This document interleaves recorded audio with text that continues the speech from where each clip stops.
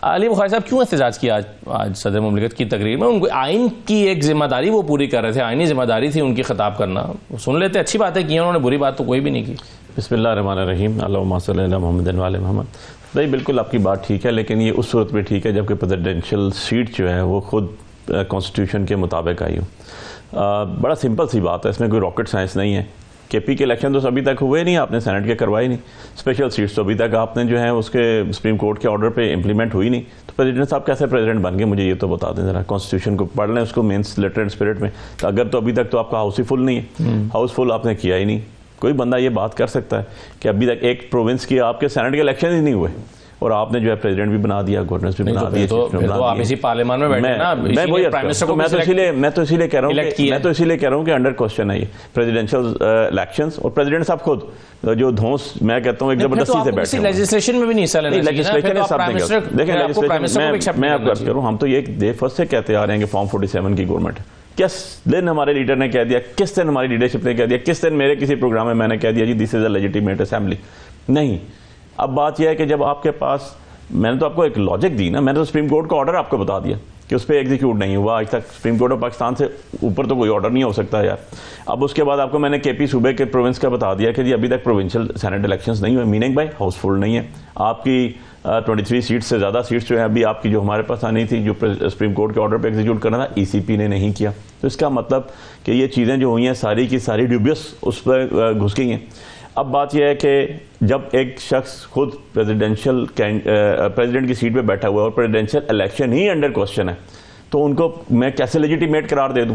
कैसे मैं उनको कहूँ लेजिटिमेट है? मैं अपने काउंटर पार्ट बंदे को जब ट्रिब्यूनल ने पूछा कि भाई फॉर्म 47 ले आओ, 45 ले आओ, उसने कहा है ही नहीं, मेरे पास आरओ से ले लें जाके ओपन ट्रिब्यूनल में, कोर्ट में, तो मैं क्या उसको लेजिटिमेट मान लूँ? लेजिटिमेट मानने का मकसद है कि आप गलत चीज़ को एंडोर्स कर रहे हैं। तो एंडोर्समेंट तो कहीं भी नहीं दी ना, आज तक दी ना इससे पहले दी। हाँ, हमने एहतजाज किया लीगल फ्रेमवर्क में रहते हुए, हमने वो नहीं किया जो दुल्ताना साहिबा ने जाके लगारी साहब पे चूड़ियाँ फेंकी थी, और जो शफकत भाई ने अभी आपको एक हल्का सा हिंट भी दिया कि डायस का गिराव और बाकी चीज़ें भी, हमने फिर भी एक लीगल फ्रेमवर्क के अंदर रहते हुए अपना एहतजाज रिकॉर्ड किया। छोटे मोटे लोगों से मजबूरन बात करना पड़ती है, और ये सारी ऑपोजिशन की जमातें बाकी जो हैं इनको इकट्ठा भी कर दे तो इनके पल्ले कुछ नहीं है। क्या ये अल्फाज इस्तेमाल करके आप अलायंस बना सकते हैं? और देखिए असद भाई, दो चीज़ें आपको मैंने बतानी है।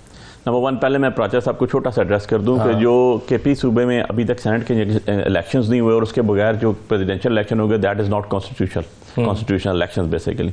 और ये कॉन्स्टिट्यूशन के तहत होना चाहिए। और कॉन्स्टिट्यूशन ऑफ पाकिस्तान जो है वो ये कहता है कि आपके अपर हाउस जो है उसमें प्रॉपर इक्वल रिप्रेजेंटेशन है, उसमें आबादी के ऊपर रिप्रेजेंटेशन नहीं है, उसके ऊपर equal representation of the provinces of Pakistan होगी जिन्होंने अपनी वोट पोल करनी थी। जिनको बनाना किसने था? प्रोविंशियल असेंबली ने। प्रोविंशियल असेंबली की आपने वोट ही नहीं होने दी। अगर नहीं हुए तो क्या सेनेट है ये नहीं, सेनेट काम कर सकता है? नहीं हो सकती। कॉन्स्टिट्यूशनली बात कर रहा हूं मैं आपको, नंबर वन। नंबर टू चीज अभी एक और इन्होंने कही, तो जितनी लेजिस्लेशन हो रही है वो सभी इलीगल है, ये अल्टीमेटली खत्म होगी। आप देख लीजिएगा, जैसे 26 अमेंडमेंट अल्टीमेटली खत्म होगी, वैसे ये भी खत्म होगी, क्योंकि जो इसकी जैसे 8th अमेंडमेंट खत्म हुई, आप देख लीजिएगा इसका भी अंजाम यही होना है। अदरवाइज अब मैं गवर्नमेंट, आप जो पहले मैं थोड़ा ऐड करूं, एक और बात इन्होंने कही थी, गवर्नमेंट चल रही है जैसी तैसी भी चले, ऐसे नहीं होता।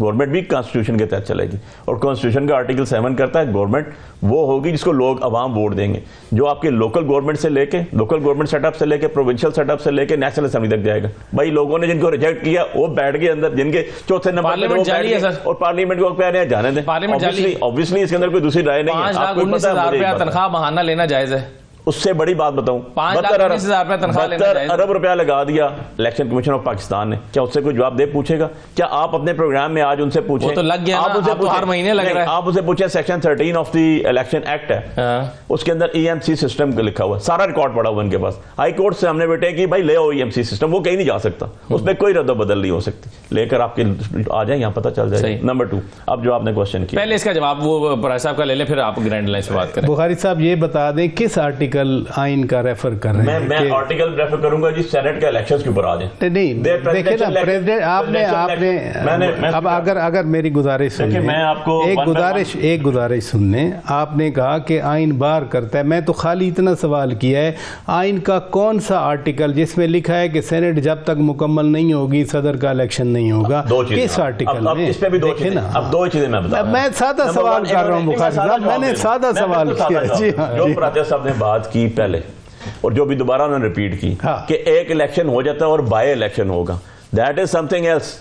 यहाँ पर equal representation of the 4 provinces 89 article 89 article 89 आपने सादा सवाल पूछा है, मैंने बता दिया किस आर्टिकल की बात? मैंने 89 बता दिया। अच्छा अब आपका सवाल आ गया, मेरा जवाब नहीं सुनेंगे। आपने जवाब दे दिया। सदर का इलेक्शन होता है आइन के आर्टिकल 41 क्लास 3 के अंडर। मैं क्लास 3 पढ़ भी देता हूँ। मुझे क्लास 3 से लेना देना नहीं है, मुझे लेना देना सेनेटरी कमाल है। अच्छा जो सदारती इलेक्शन वाला आर्टिकल है उससे लेना देना नहीं है। आप आगे बढ़ रहे हैं। आप थोड़ा सा दोनों चीजों को कंफ्यूज कर रहे हैं। नहीं, मैं बिल्कुल क्लैरिटी में बात कर रहा हूं। आपका सवाल है, अब मैं क्लैरिटी से जवाब दे रहा हूं। मैं बड़ा क्लैरिटी से बात कर रहा हूं। ठीक है, प्रेसिडेंशियल इलेक्शन आएगा जी, बिल्कुल सही कहा इन्होंने। प्रेसिडेंट को वोट किसने देनी है मुझे ये बता देंगे। मैं बता देता हूं। अब vote president will be elected under second schedule by members of both the houses and the provincial assemblies. अब प्रोविंशियल असेंबली और बोथ हाउसेस पूरे नहीं, ठीक है, पूरे नहीं है। यही तो मैं हैं उतने तो वोट कर सकते नहीं कर सकते। नहीं, देखिए यही क्वेश्चन है। उसमें आइन में नहीं लिखा कि आपके 10 मेंबर कम हैं तो वोट नहीं होगा, कभी इलेक्शन ही नहीं होगा। 10 कम फिर तो चीफ मिनिस्टर तो हमेशा कम रहते हैं। प्रेसिडेंट बता दें 77 साल में 73 में कॉन्स्टिट्यूशन बना कि जब 23 बंदे एक साइड पे बैठे हुए हैं, उनको दी नहीं स्पेशल सीट्स के बगैर, इवन डिक्टेटर्स का ले ले। और उसके बाद ग्रैंड अलायंस से बात करने से पहले अब जरा इस पर मैं चाहूंगा कि राणा साहब की राय भी ले लो। एक छोटी सी चीज जी, अगर 10 बंदे वोट नहीं डालने आके, वोट नहीं डालने की बात आता है, पहले उनको राइट मिलेगा, पहले वो वोट उठाएंगे, वो इलेक्शन वैलिड नहीं होगा। नहीं होगा। ग्रैंड अलायंस पे आ जाए, क्या आप अगर इस तरह के बयानात आप देंगे और चीफ मिनिस्टर देगा एक सूबे के, और फिर ग्रैंड अलायंस के छोटे छोटे इनके पल्ले कुछ नहीं है, बस छोटे मोटे लोगों से बात करनी पड़ती है। देखिए असद भाई ऐसे नहीं है। आपको हमने एक कमेटी बनाई जो गवर्नमेंट के साथ भी बैठी, और हम आज भी अपने स्टांस पे खड़े हुए हैं कि फॉर्म 47 की गवर्नमेंट है, लेकिन बहालत मजबूरी आपको बैठना पड़ा। उसके अंदर क्या चीज़ थी? 2 इशूज हमने रखे थे टेबल के ऊपर।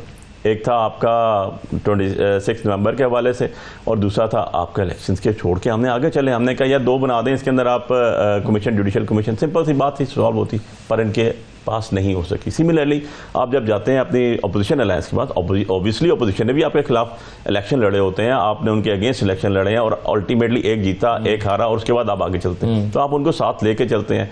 अभी जैसे बाकी सारे ग्रैंड अलायंस, गंडापुर साहब का बयान गलत है, आपको नहीं कहना चाहिए। गंडापुर साहब ने जो बात की, उन्होंने एक चीज क्लियर की कि जी हमारी पार्टी बड़ी पार्टी है, उनको ये बयान नहीं देना चाहिए। दो चीजें, एक तो यह है कि उन्होंने ये कहा कि जी पीटीआई बड़ी पार्टी है, तो इसमें कोई शक की बात नहीं, आज भी असेंबली की सबसे बड़ी इंडिपेंडेंट पार्टी पीटीआई है। नंबर 2 चीज़, अगर आप इसमें चले जाते हैं कि जो अलायंस है बाकी जो अलायंस आ रहे हैं, उसमें से हमारे साथ बहुत सी पार्टी ऐसी भी हैं जिनकी असेंबली के अंदर कोई शायद रिप्रेजेंटेशन नहीं है, लेकिन वो भी हमारे साथ हैं। तो इसमें तो मैं नहीं समझता हूँ कि कोई ऐसी बात कर दी। अलायंस बनता है वैसे? अलायंस तो बनेगा जी, मौलाना साहब आ गए हैं कल वापस, और ऑब्वियसली हमारी तरफ से पूरी कोशिश है। साहब आपको ये अलायंस बनता हुआ नजर आ रहा है और अपोजिशन का, या रुकावटें हैं तो क्या हैं? नहीं, ये रुकावट है ना जो आपने बयान चलाया है, और इसको लाइट ना लें। अली अमीन खान गंडापुर MNA बने, सेनेटर बने, MPA बने, काउंसलर बने, वो हैं हल्के वाले, जैसे बुखारी साहब का हल्का है। अब मैं अगर तवक्को करूं कि अली अमीन खान गंडापुर हल्के की कंसिडरेशन ना रखें ज़हन में, उनका मुकाबला NA 44 NA 45 में है, वो किससे है? वो मौलाना फजलुर रहमान साहब से है। हमारे दोस्त कहते हैं कि जी वो हल्के की बात ना करें, तो अगर कोई हल्के की बात नहीं करेगा, फिर वो ना मेंबर बनेगा, ना चीफ मिनिस्टर बनेगा, ना वो। सो उनकी मजबूरी है इस तरह की बातें करना? नहीं, मजबूरी नहीं है, मजबूरी बातें करना नहीं, मजबूरी हल्के पे नज़र रखनी है। कल को आप कहें कि जी आप ये हल्का छोड़ दें, अगर कोई ऐसी बात होती है, फ़र्ज़ किया। और जिन लोगों ने एक बड़ी, जब इलेक्शन होता है, इलेक्शन लड़ते हैं, बुखारी साहब इन्होंने लड़ा, इनको पता है कितना पिष्ट माहौल होता है, उसमें आपके फॉलोअर्स आपसे ज़्यादा वो एजिटेट कर रहे होते हैं।